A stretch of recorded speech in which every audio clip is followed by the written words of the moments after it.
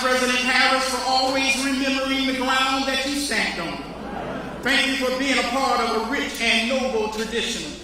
Thank you for daring to serve and lead at a time in the history of this nation when genuine leadership is in short supply. Thank you for believing in something. Thank you for not giving up.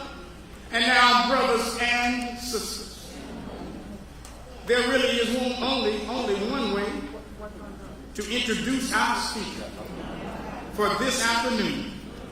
And it is simply by saying this, ladies and gentlemen, I present to you the Vice President of the United States of America, the Honorable Kamala Harris.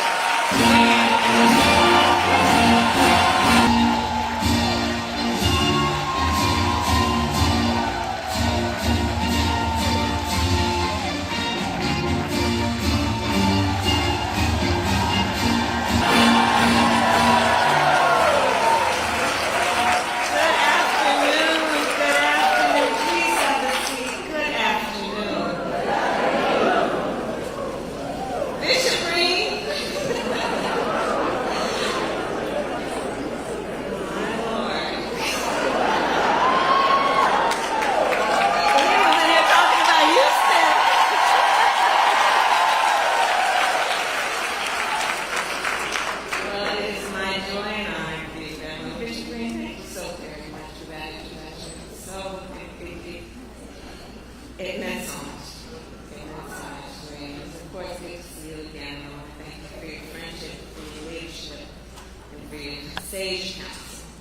And to everyone here, good afternoon. It is good to see all of the friends, the sisters, the brothers, and everyone. And it's, of course, very good to be back in South Carolina. Thank you, everyone. And especially, I want to also thank Supervisor Green and Supervisor Grady and Supervisor Young and all of the leaders of the Women's Missionary Society of the South Episcopal District, including 75 life members.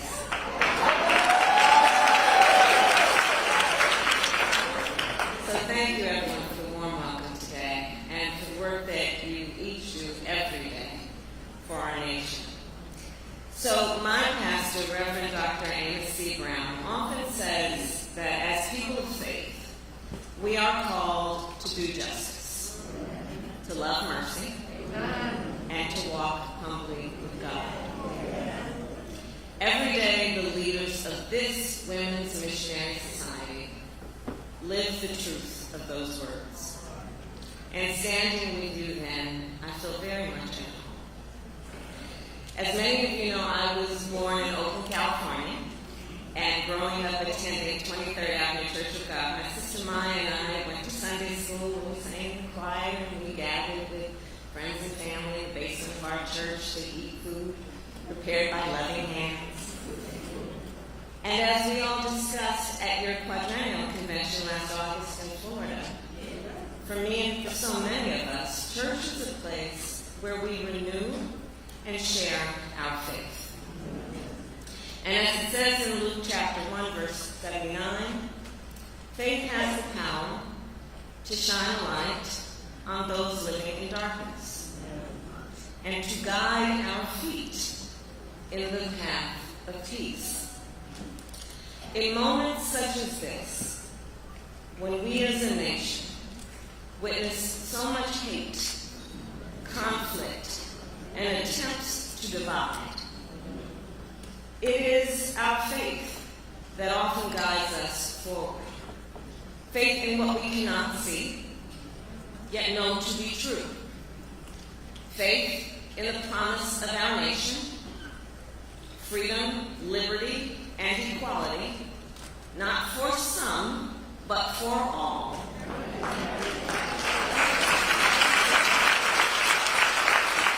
And for generations, members of this church have led the fight to make real America's promise.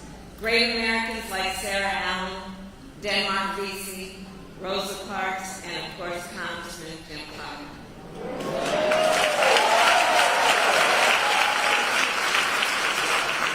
so to the sons and daughters of Richard and Sarah Allen, as Vice President of the United States, I say this: your history is America's history. And together then, we share a vision for America's future. A future where every person has the full measure of freedom and liberty. And so together, we have been working toward building that brighter future. In 2020, at the height of an historic pandemic, in the midst of so much loss and uncertainty, you showed up to vote. And you organized your friends and family members and neighbors to do the same. And it is because of you that Joe Biden is President of the United States, and I am the first Black woman to be Vice President of the United States. And so I am here, of course, to say thank you for your work and your leadership and your vision for what is possible for our nation. In 2020, you said, for example, we need to do something about the issue of high-speed internet, especially for our rural communities, many of which I have visited here in South Carolina. From the upstate to the Midlands, from the PD to Low Country, you talked with me about what it means to not have access to the internet, and that students have to go to the public library just to submit their homework on Wi-Fi. And because you organized, and because you voted in 2020, we are now connecting every family in South Carolina and across our nation with high-speed internet. Because you voted and organized in 2020, we are removing every lead pipe in our nation, which will benefit hundreds of thousands of people in South Carolina, including generations of our children. And many of the leaders here talked with me during those years about how our babies are drinking toxic water from those lead pipes. And while we may not be a medical doctor, it doesn't take a medical doctor to understand the impact of that on the health of our children and their learning ability. And again, because you organized and because you refused to have your voices ignored or silenced, we were able to do something. Because you organized and voted, we were able to invest more than $7 billion in our HBCUs. I say as a proud HBCU graduate, and the first president or vice president has ever known a president or vice president has ever been a graduate of an HBCU before now. And of course, that work was to the benefit of so many of our young, beautiful leaders, including the thousands of students at Allen University in South Carolina State. That's right. Which, like all of our HBCUs, are centers of academic excellence. Because you voted and organized in 2020 as Vice President, I then was able to confront the issue of Black maternal mortality and bring that issue, which has long, for generations, plagued our community, and to bring it to the stage of the White House. I was then able to challenge the states to expand Medicaid coverage for postpartum care from 2 months to 12 months. And now, instead of when I started only 3 states, as a result of my call, I am pleased to report 42 states now offering a full year of postpartum coverage, including the women here in South Carolina. Because you voted and organized in 2020, President Biden and I have appointed more Black women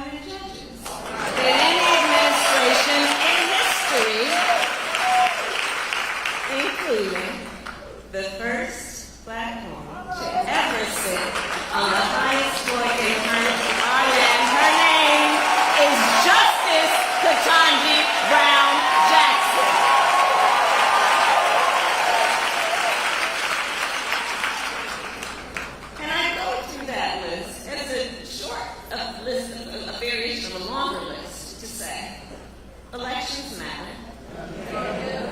Leadership matters. It makes a difference in the lives of people who, for the most part, many of us may never meet.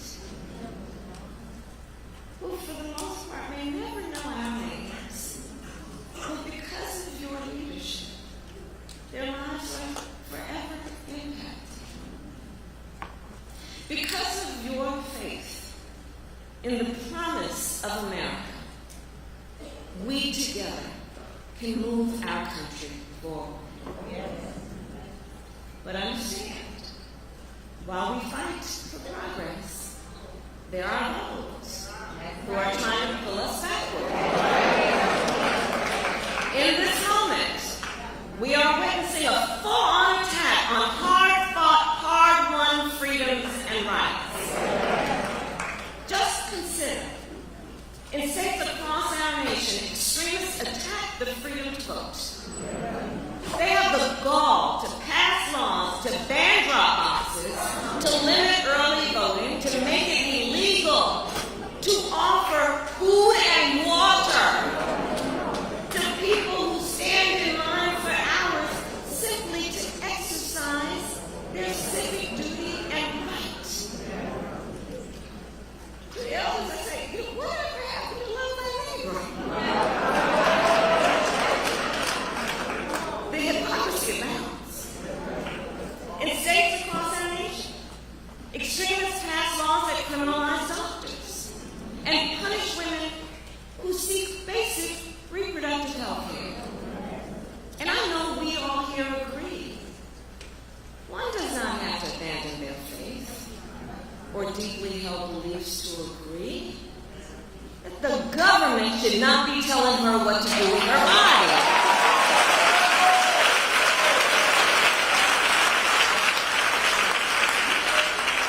In this moment, we see extremists ban books and attempt to erase, overlook, and even rewrite the dark parts of America's history. For example, the Civil War, which most I really have to say was about slavery.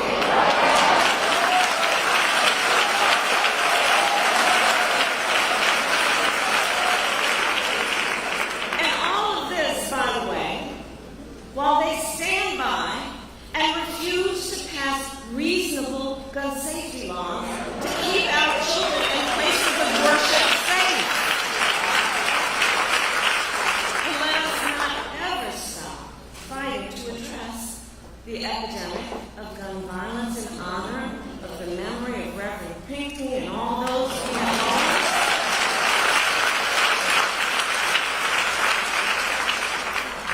So I would offer this. In order to see visually what is at stake in this moment, let's pull up a split screen.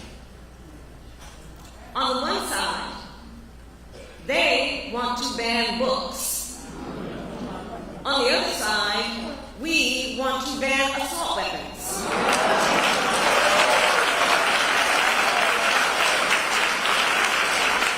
They think government should tell a woman what to do with her body.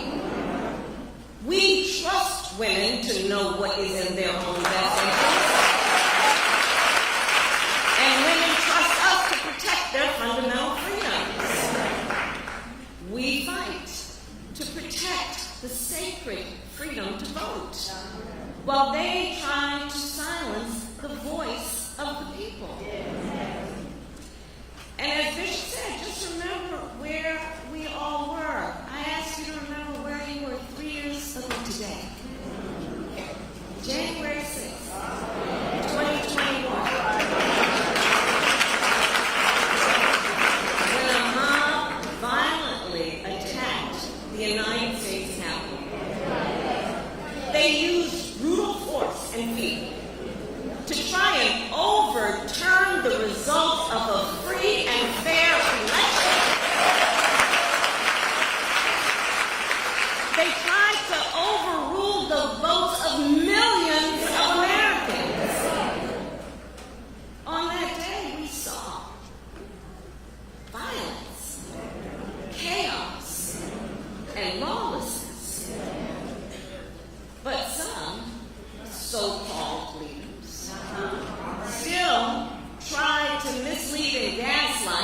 by claiming it was a peaceful protest. Can you imagine? Like we weren't watching? These extremist leaders say that the group was led by, quote, great patriots. Let's pay attention. Is that how you define who loves our country?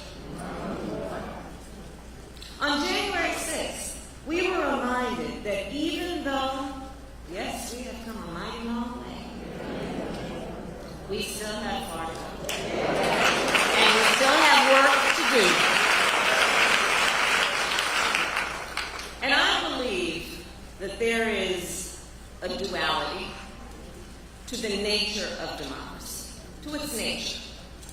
On the one hand, when a democracy is intact, it is extremely strong in terms of what it does and the strength that it gives its people in the protection and preservation of individual rights, freedoms, and liberty. Incredibly strong. And it is, on the other hand, extremely fragile. It is only as strong as our willingness to fight for it. So, to the sons and daughters of Richard and Sarah Allen, in this moment, our nation once again needs your leadership. As you have done for generations, to defend our most sacred ideals, to continue to organize, energize, and make your voices heard. And at this moment in history, I say, let us not throw up our hands when it's time to roll up our sleeves. Because we were born for a time such as this. And we love our country. We believe in the principles upon which we were founded, and guided by our faith, we are prepared to fight for all that we know is right and hold dear. And I know that when we fight, we win.